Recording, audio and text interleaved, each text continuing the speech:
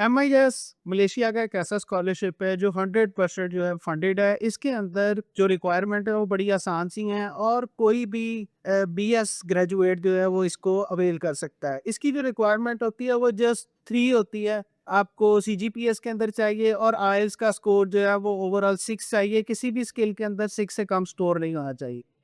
इसकी वो बहुत ज़्यादा स्पेशल रिक्वायरमेंट नहीं है। इसकी जो एप्लीकेशन है उसके अंदर सिर्फ़ एक ऐसी चीज़ है जिसको आपने बहुत ज़्यादा ध्यान से दे करना है, वो ये है कि इसका जो रिकमेंडेशन लेटर होता है वो रेगुलर रिकमेंडेशन लेटर नहीं होता, बल्कि इसका रिकमेंडेशन लेटर जो होता है वो एक फॉर्मेट पे होता है जो वहाँ पे डाउनलोड्स में दिया गया है। जो चीज़ इसके अंदर बड़ी इंपॉर्टेंट है वो ये है कि जिसने आपको रेफ़र करना है उसने वो सारा फॉर्म खुद फिल करना है और वो जब सेंड किया जाएगा तो उसकी एंडोर्समेंट के लिए वो डायरेक्ट उनके पास ही आएगा। तो इसके अंदर सबसे इम्पोर्टेंट जो पॉइंट है वो यही है। इसके अंदर जो मास्टर्स के कैंडिडेट हैं उनके लिए एज लिमिट जो है वो 40 है और जो PhD के कैंडिडेट हैं उनकी एज लिमिट जो है वो 45 है। इसके अंदर 20 पब्लिक यूनिवर्सिटीज़ और 4 जो हैं वो प्राइवेट यूनिवर्सिटीज़ हैं। इसकी एक और जो खूबी है वो ये है कि वहाँ पे मौजूद जो ऑलरेडी मास्टर्स के स्टूडेंट हैं, वो अगर अपने 2 सेमेस्टर अभी मुकम्मल कर पाए हैं और 2 सेमेस्टर उनके रहते हैं, तो वो भी इसके लिए अप्लाई कर सकते हैं। MIS स्कॉलरशिप मलेशिया का एक बड़ा पॉपुलर स्कॉलरशिप है जिसमें हर साल वो पूरी दुनिया से टैलेंट को इनवाइट करता है और अकोमोडेट करता है। ये 3 टीयर्स के अंदर दिया जाता है,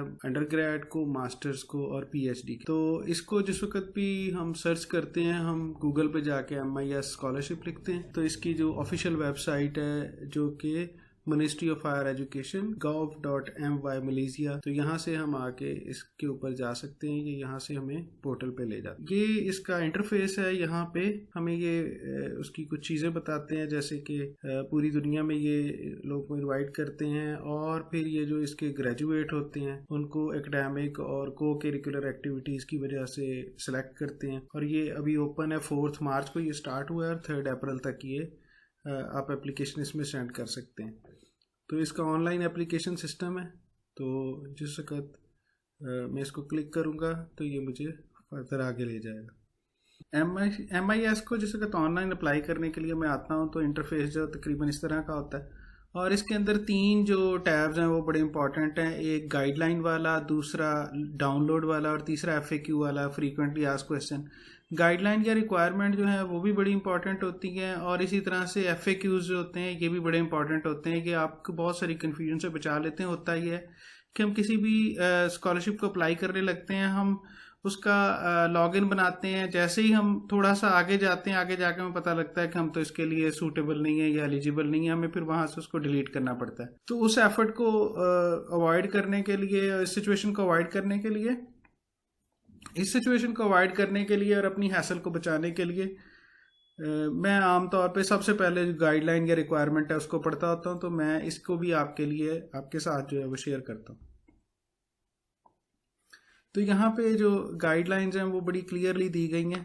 जो फर्स्ट जो गाइडलाइन है वो ये है कि citizen of the recipient countries are eligible for MIS 2026 और ये full time post graduate studies हैं, मास्टर्स है और PhD है मलेशिया के अंदर। और ऐसे लोगों के लिए है जो ऑलरेडी मलेशिया के अंदर पढ़ रहे हैं पब्लिक यूनिवर्सिटीज़ के अंदर या selected private higher education institutes के अंदर और 2 सेमेस्टर कम अज़ कम अभी उनके रहते हैं, तो वो भी इसके लिए अप्लाई कर सकते हैं। और जो रिसिपिएंट कंट्रीज़ हैं उनके अंदर एक तरफ जो लिस्ट है वो आसियान की है, दूसरी तरफ जो लिस्ट है वो कॉमनवेल्थ कंट्रीज़ की है। इन कॉमनवेल्थ कंट्रीज़ के अंदर पाकिस्तान, इंडिया, बांग्लादेश और नेपाल का नाम नहीं है।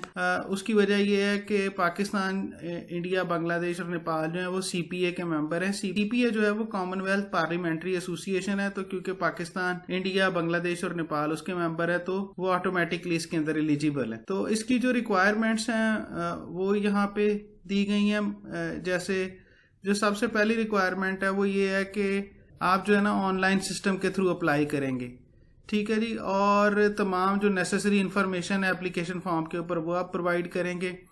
इसमें सबसे पहले जो है ना वो है कि जी आपका जो पासपोर्ट है उसकी 1 साल वैलिडिटी हो। 1 साल वैलिडिटी को इन्होंने इस तरह से डिफाइन किया है कि 6 मंथ जो है ना, जिस वक्त आप वहाँ पहुँचें उस वक्त 6 मंथ वैलिडिटी रहती हो। तो अभी ये क्योंकि सितंबर इनटेक है और हम अभी मार्च में हैं, तो इस लिहाज से ये बिल्कुल सूट करता है कि आप 1 साल के वैलिडिटी वाला पासपोर्ट जो है वो सबमिट करें। फिर ट्रांसक्रिप्ट्स हैं आपकी अंडर ग्रेड की ट्रांसक्रिप्ट्स या आपकी एमफिल की ट्रांसक्रिप्ट्स पीएचडी के लिए, वो यहाँ पे चाहिए होंगी, जिसके अंदर आपका टोटल जो है ना कोर्स और आपकी जो स्कोर है वो इसके अंदर रिफ्लेक्ट हो रहा हो। फिर आपके पास एक डिग्री या जो सर्टिफिकेट होता है वो इशू किया हुआ हो आपके अल्मा मैटर की तरफ से, जो ये बताए कि आपने जो फलां ग्रेड सिस्टम के तहत ये जो है ना आपने स्कोर सिक्योर किया है।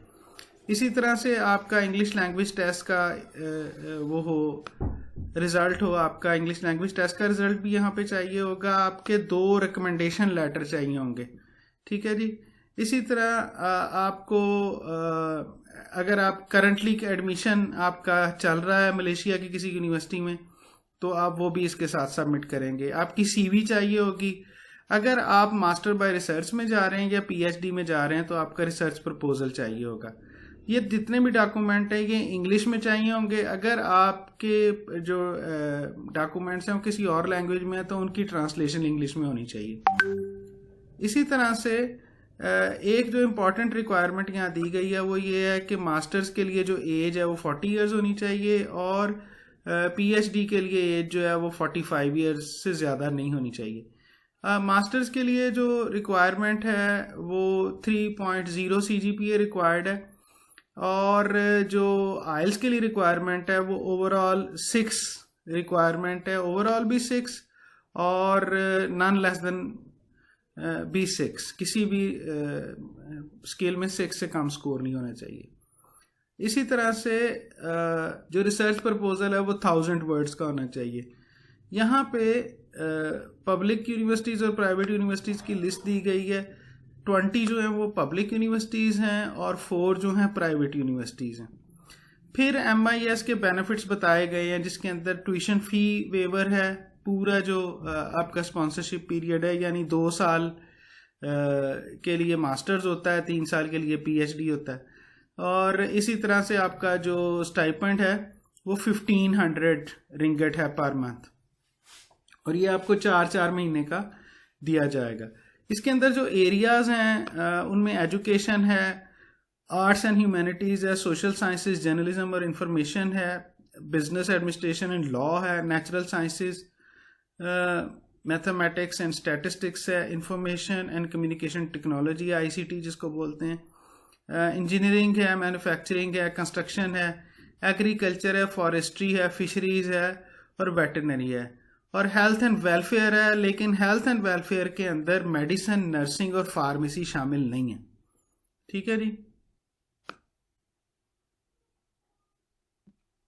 जो जितने भी होंगे एप्लीकेंट, उनको उनके आउटस्टैंडिंग एकेडमिक और को करिकुलर अचीवमेंट की वजह से जो है वो सिलेक्ट किया जाएगा। और रिसर्च प्रपोजल जो है उसका जो पोटेंशियल है उसमें ये देखा जाएगा कि उसकी वजह से एडवांसमेंट और टेक्नोलॉजी जो है या ह्यूमन वेलबींग जो है उसके अंदर कितनी बेहतरी आ सकती है। तो ये वो ग्राउंड्स हैं जो इसके अंदर बनाई जाएंगी। इसके अलावा कोई ख़ास मुश्किल किस्म की कंडीशन इसमें नहीं है। ये बड़ा आसान सा सिंपल सा स्कॉलरशिप है और इसकी जो रिक्वायरमेंट्स है वो बड़ी ईजी सी हैं, ठीक है जी। इसके बाद हमें FAQ अगर हम देखना चाहें तो वो भी बड़ा इंपॉर्टेंट होता है, लेकिन मैंने इसका FAQ देखा, उसके अंदर कोई ख़ास चीज़ नहीं है। इसका जो डाउनलोड है ना वो उसके अंदर एक बड़ी अच्छी या इम्पॉर्टेंट चीज़ है, वो ये है कि जो रिकमेंडेशन लेटर है, रिकमेंडेशन लेटर जो है ना वो एक सर्टेन फॉर्मेट के ऊपर है।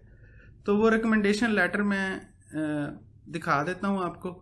इसके अंदर जो कैंडिडेट है उसने कुछ पार्ट जो है वो कंप्लीट करने हैं, जैसे कि एप्लीकेंट नेम है, कंट्री है, कोर्स जिसके लिए अप्लाई किया है, और बाकी चीज़ें जो है जो रेफ़र करेंगे, जो रेफरिंग पर्सनैलिटी है, रेफरी है, वो फिल करेंगे खुद।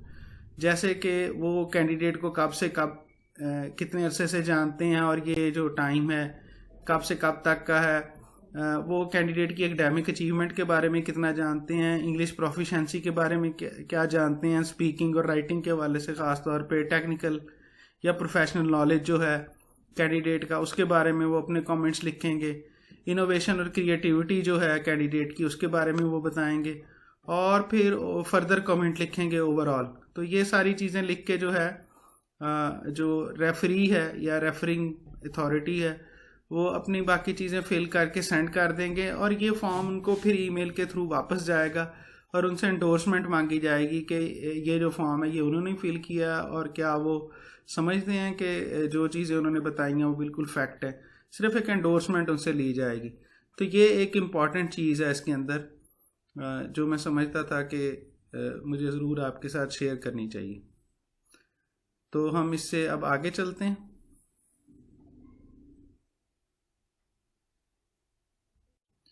एप्लीकेशन जो है उसे फिल करने के लिए सबसे पहले हम जो है वो अकाउंट बनाते हैं, साइन अप करते हैं। अगर हमने पहले से बनाया हुआ है तो हम लॉग इन करेंगे। तो साइन अप के लिए जिस वक्त हम क्लिक करते हैं तो सबसे पहले ये हमसे लेवल ऑफ स्टडी जो है जिसके लिए अप्लाई करना है उसका पूछेगा। तो आप अपना तो हम अपना लेवल ऑफ स्टडी जो है तो हम जिसके लिए अप्लाई कर रहे हैं हम उस लेवल को सिलेक्ट करेंगे। उसके बाद पासपोर्ट नंबर है, फिर पासवर्ड जो हम सेट करना चाहें उसे कंफर्म करना है, फिर ईमेल है, फिर डेट ऑफ बर्थ है और फिर नेशनैलिटी है।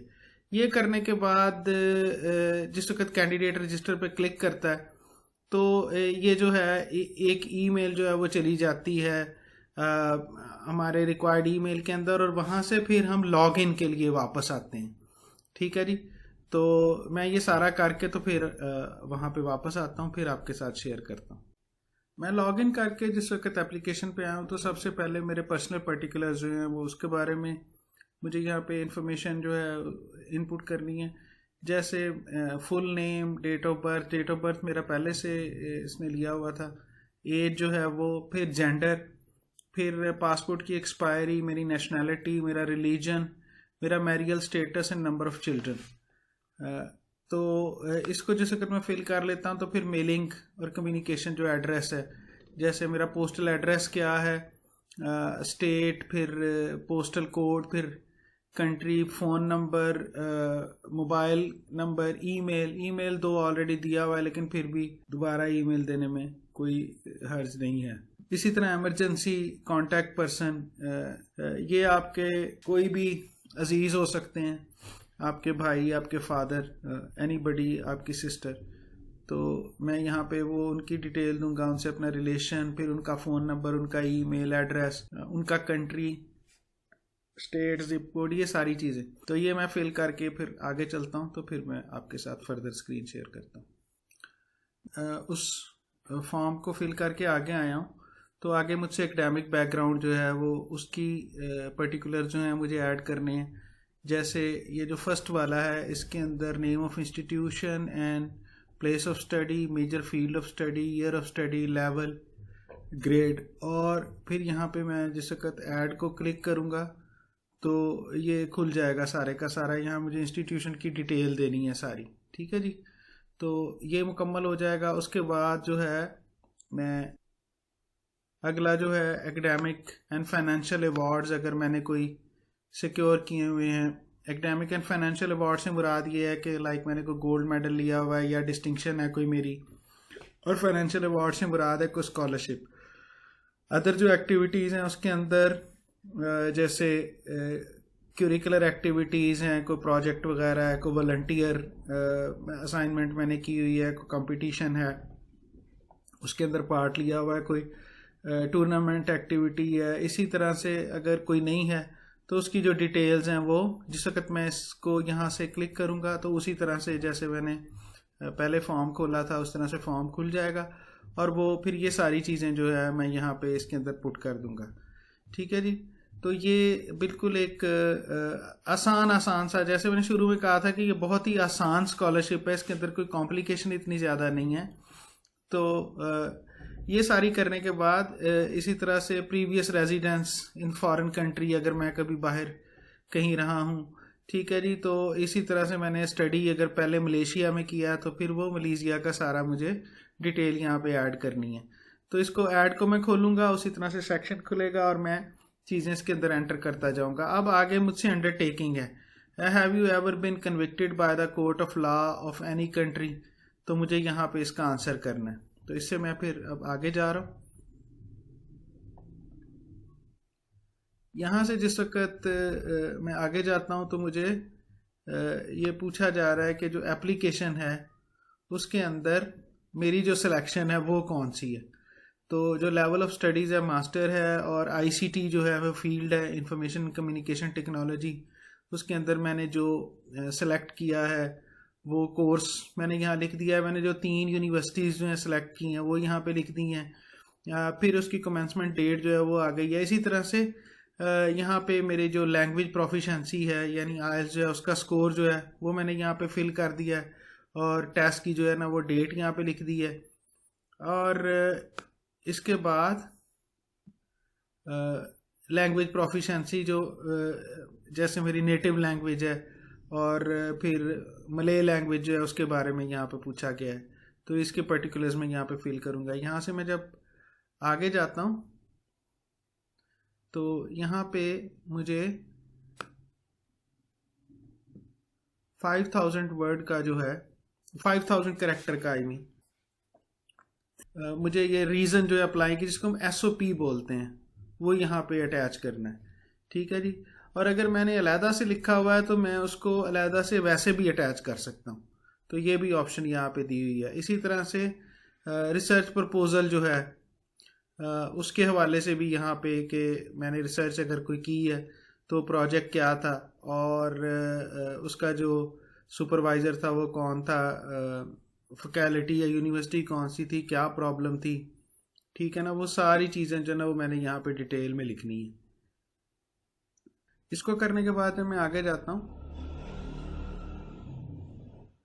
तो यहाँ पे मेरी वो जो मैंने आपको बिल्कुल शुरू में दिखाया था कि एक फॉर्म जो है वो डाउनलोड करते हैं, और वहाँ पे रेफरेंस जो है वो उनका यहाँ पे ज़िक्र आएगा कि वो जो फर्स्ट रेफरिंग अथॉरिटी है वो कौन है, और उनके पर्टिकुलर्स वगैरह यहाँ पे ईमेल, फ़ोन नंबर, ऑर्गेनाइजेशन वगैरह वो सारे मैंने यहाँ पे फिल कर देने हैं।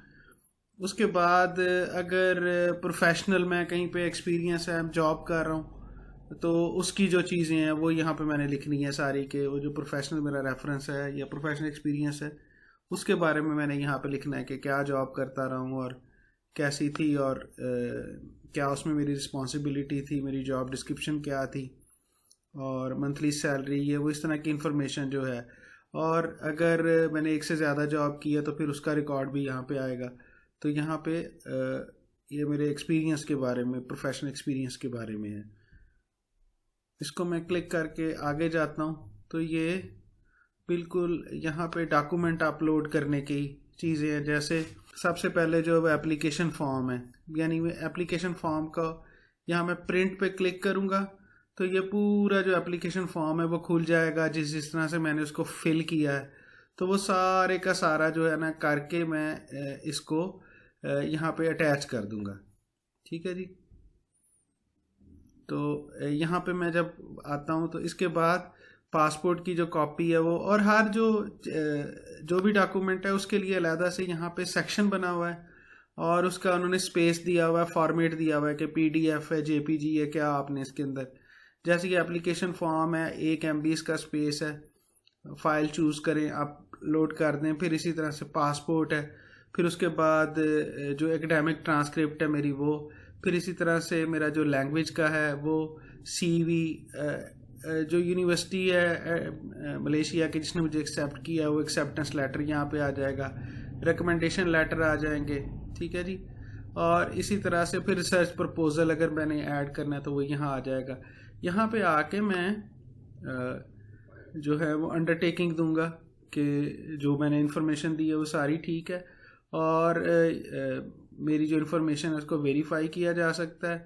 और इसी तरह से जो स्कॉलरशिप की अंडरटेकिंग है वो मैं यहाँ पे दूंगा कि मैं उसकी जितनी भी कंडीशंस हैं उसको I would be abide by that. ये दोनों अंडरटेकिंग देने के बाद मैं इसको फर्दर जो है वो प्रोसेस को आगे लेके चलूँगा। तो यहाँ पे जब मैं ये सारी चीज़ें कर लूँगा तो वो मुझे आगे ले जाएगा कि और फिर ये बिल्कुल फाइनल सबमिशन की तरफ जा रहा है। तो जिस वक्त मैं ये अंडरटेकिंग वगैरह दे दूँगा तो फिर ये सिर्फ सबमिट करना रह जाएगा। तो यहाँ पे ये बिल्कुल आप समझे कि फाइनल सेक्शन है।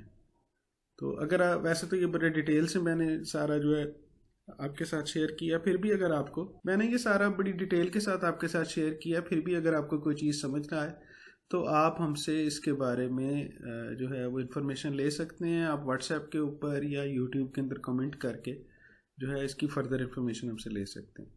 Thank you very much.